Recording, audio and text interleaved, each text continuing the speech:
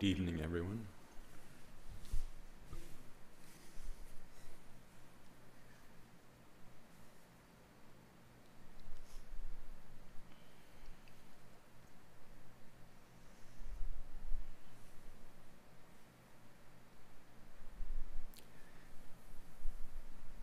Our schedule will be as follow our usual schedule, with about 50 minutes of sitting with a few breaks. And I just spot my bell sitting upside down over there.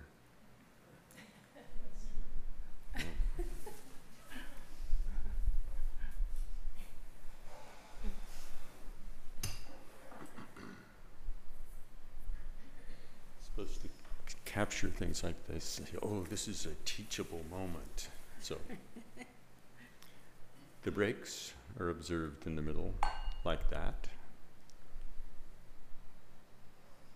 And just as we would always aspire to catch ourselves in whatever we were doing as we were doing it,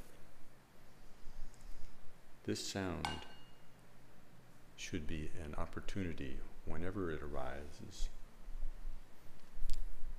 to notice exactly what you're up to. Not in some kind of comprehensive, encyclopedic, intellectual fashion, but just, and you'll see, are you distracted or not? What's your experience right then?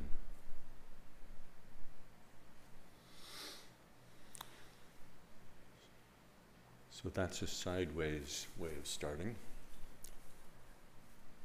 We'll be sitting for about 50 minutes with a few breaks in the middle and a couple of words of introduction.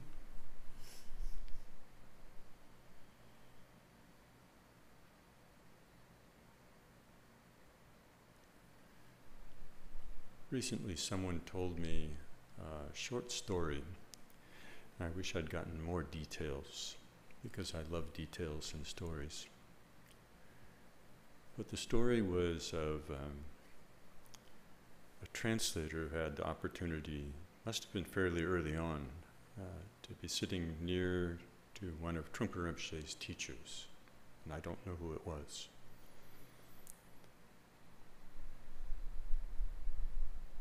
And this individual asked, "So what's the essence of practice?" And the answer was, to make the best of a bad situation. And I'm always leery of any time I have a tendency to say the essence of, or the main point is, or what it really means is. But sometimes these kinds of summaries, particularly when they come from somebody who seems to really have a grasp of the situation and the impact of what they're saying, sometimes it's really something to think about.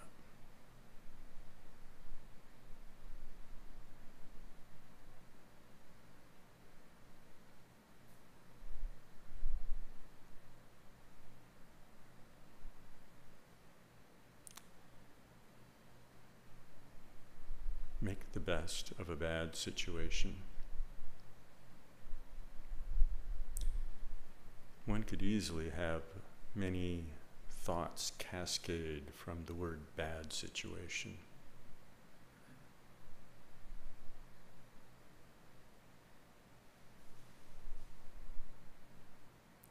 All the different ways that things can go wrong, particularly the ways that things can go wrong that don't seem to be able to be put right in some way, don't seem to be able to be fixed.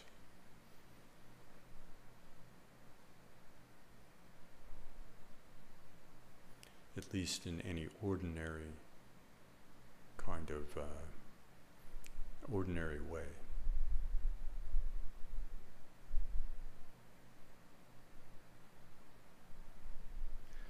You could say that this is what this is a way to describe what we use the fancy Sanskrit word of samsara,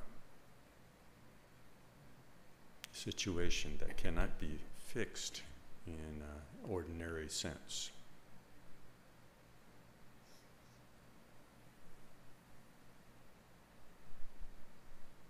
Because it is at heart driven by a state of dissatisfaction.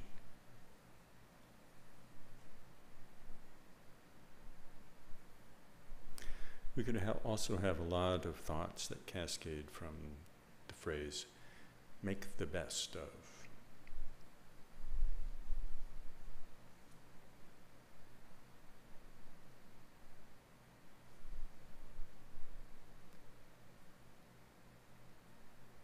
We might think of all the ways that we could rush in and fix things.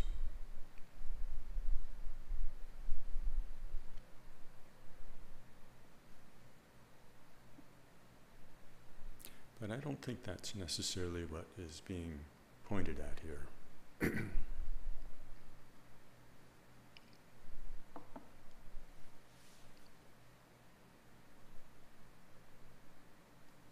Except perhaps in some very, very deep sense.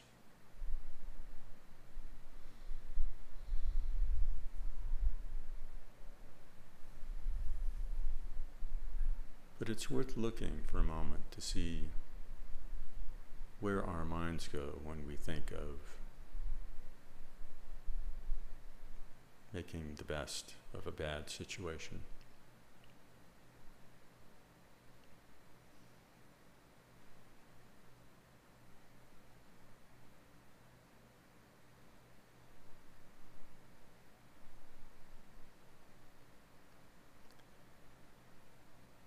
At minimum, this calls for some kind of resilience of mind, resilience of heart, you could say.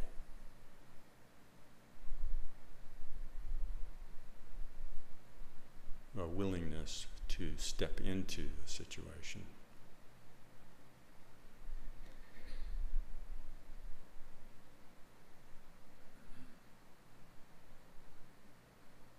And try to find all the opportunities to work with it skillfully, to work with our own reactions skillfully, to interact with others skillfully. And by skillful, I don't mean so much clever as to be able to act in a way that reduces confusion, that reduces suffering. And it may be that right in the moment, there's no clear way to reduce the immediate suffering, the overt suffering of the moment. The overt confusion.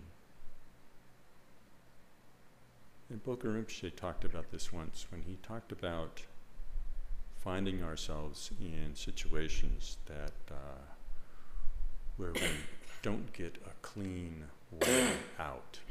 There's no clean way out. There's no easy way out.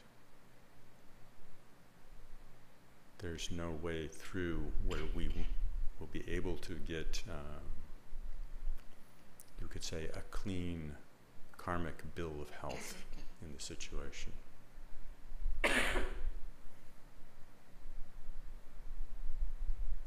And he said, in these situations, it's good to make the aspiration that even though we may know that we're going to engage in the situation in a less than skillful fashion, that we will make the aspiration that somehow, some way, whatever we do in that situation will become the seed for the benefit of beings.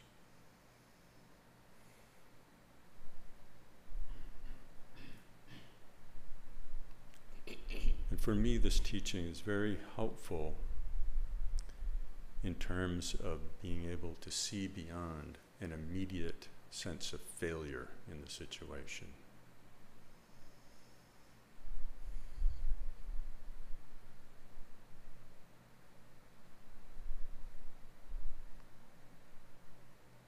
And I think that's actually very important in practice. It's very important in terms of bodhicitta, the bodhisattva vow, to use two terms that I should define. If we're really going to carry a profound wish for the liberation of beings, which would be one way to define bodhicitta, and become a bodhisattva, one who actually can carry this wish in a pure and continuous fashion. If we're going to do this, we have to be able to work with the world as we find it, relationships as we find them. Because that is the only ground that we have to work with.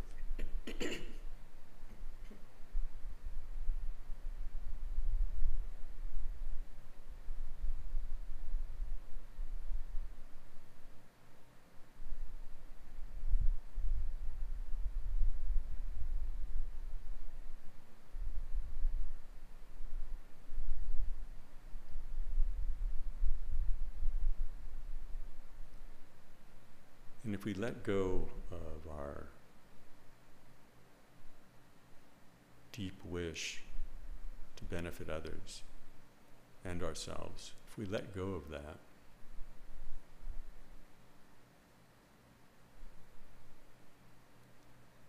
there's very little we can do. So caving into the gravitational field of failure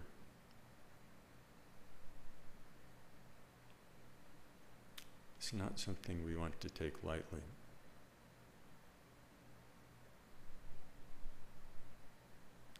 And it's certainly not something that we want to take as the final say.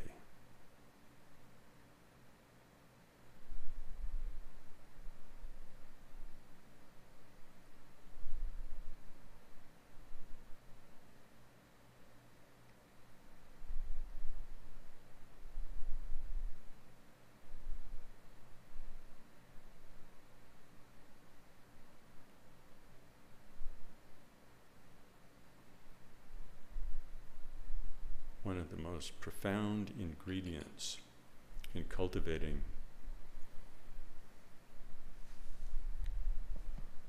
this kind of resilience of mind, one of the most profound ingredients is so simple that we do not give it the credit that it deserves. It's the simple ability to let go of the momentum, being caught in the momentum of what arises in our minds.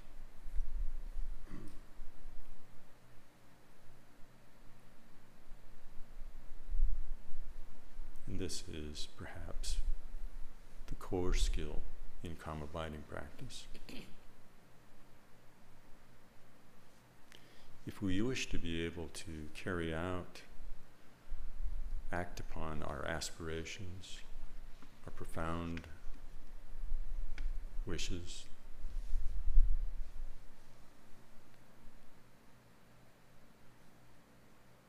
we will have to over and over and over again let go of habits of the mind that are not helpful, stories that are not helpful,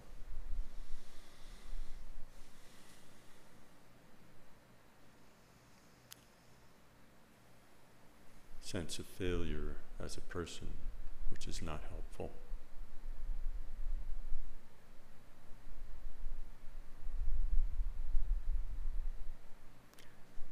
But just because it's so easy to come back when we discover that we have that ability, we can discount the power of that. The power of the ability to come back again and again to our experience as it is, to come back again and again to our deep aspirations.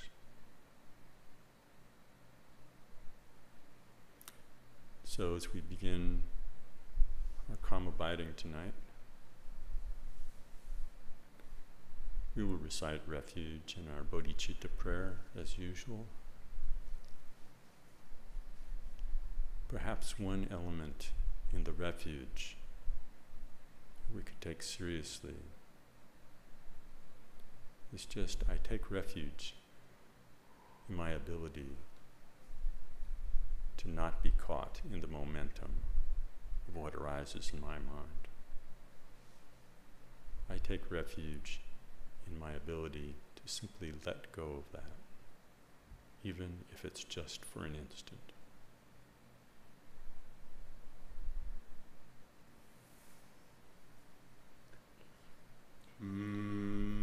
Until the summit of enlightenment is reached, I and all beings go for refuge to the sources of true refuge.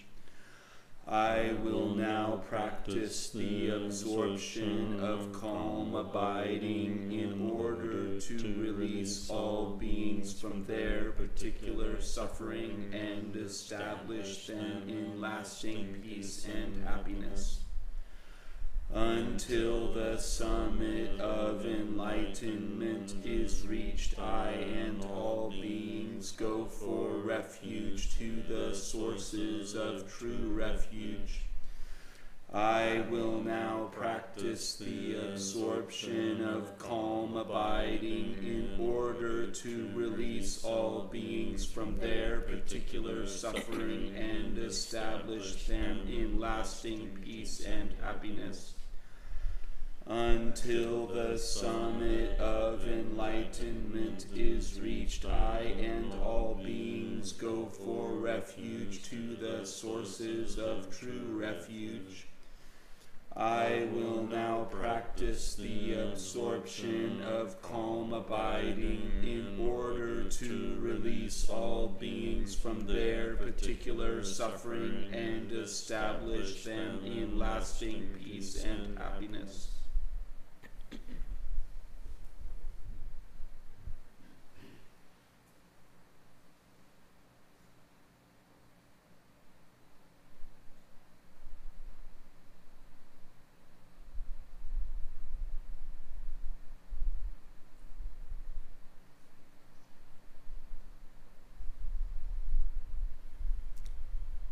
The ground of calm abiding practice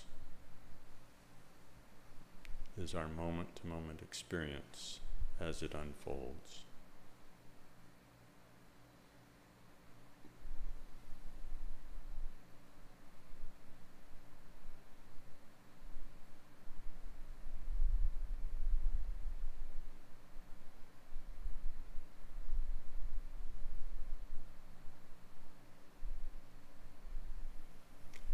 Most often, in the midst of this unfolding experience, the attention darts about,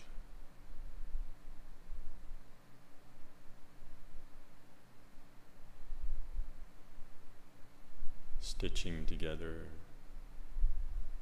sound and appearance,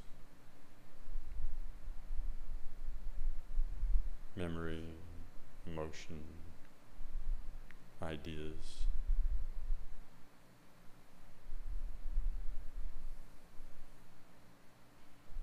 And it's very easy to be lost in the momentum of this.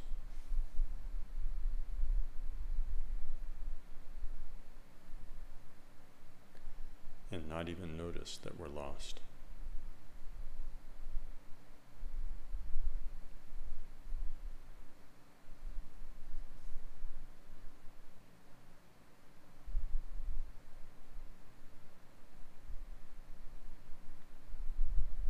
To make it easier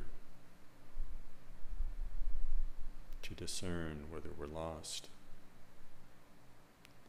or resting in attention,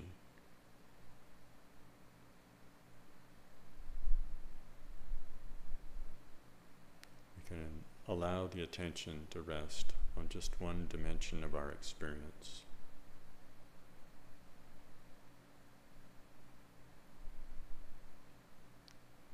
You can pick anything.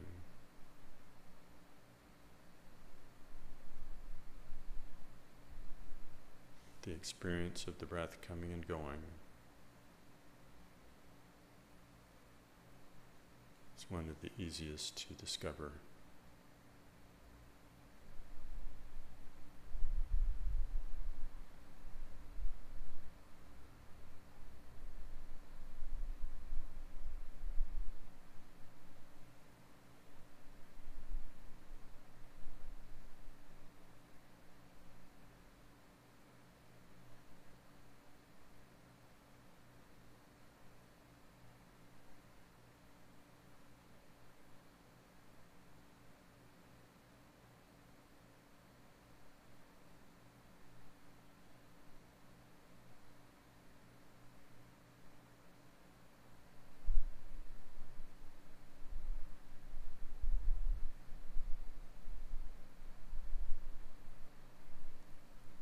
Whenever you discover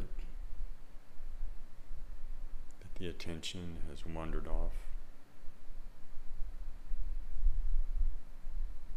whatever the object of meditation you're using, even if it's the simple unfolding of experience,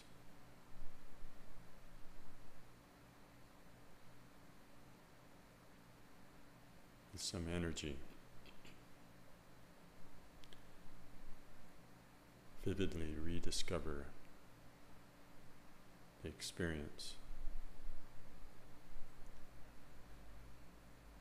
and relax into it.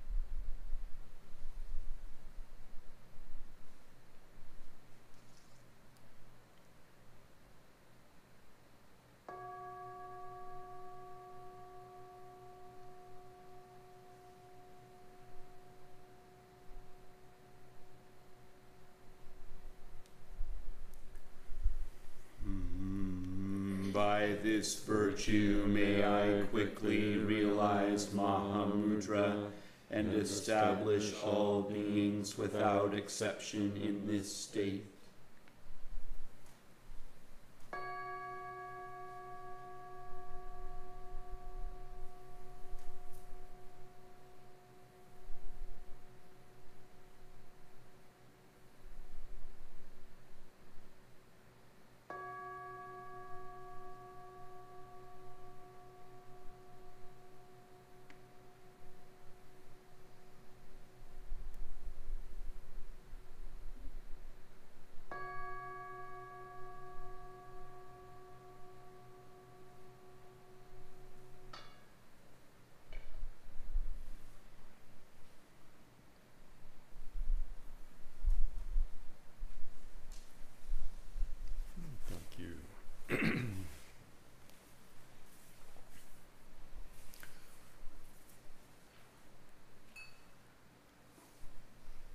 So before we stand up,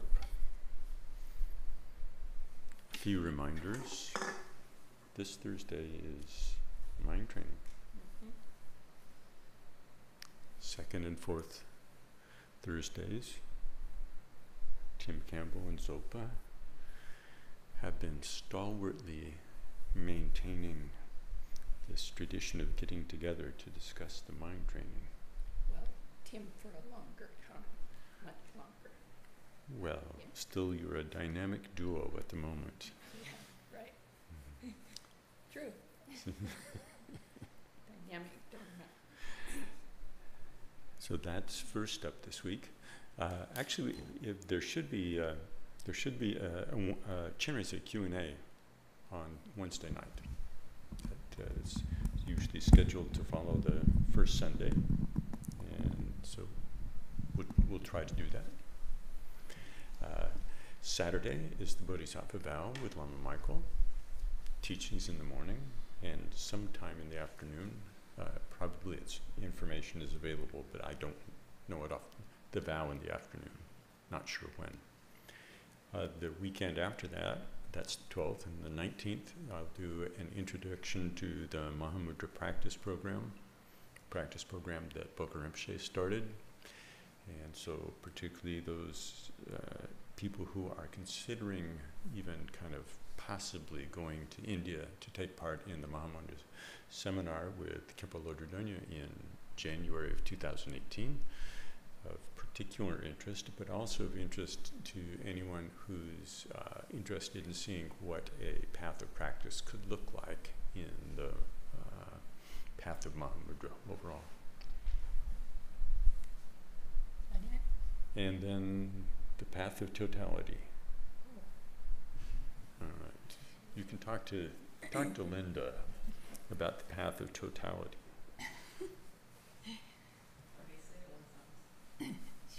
Sure. Path of Totality fundraiser for KCC. Where's our there? Oh, I guess that's the floating. It is a fundraiser.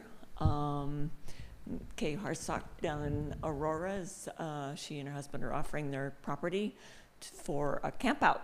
So we can go down there and they'll have porta potties and places they'll have fresh water and things like that. So they're asking either $500 for carload or $100 per person, however it works out best for people. Yeah, so it should be a lot of fun. They're inviting people to come back or come down like on a Sunday evening beforehand so that you don't have to worry about the travel early in the morning. And there's supposed to be some meteor showers that night, so it'll be just kind of fun to hang out with the Sangha and experience nature. And yeah, and it's a fundraiser for, yeah. A fun end fundraiser. All right. So there's things for beverages. I can see both hot and cold options. See what else is back there. And we'll come back in 10 or 15 minutes, something like that.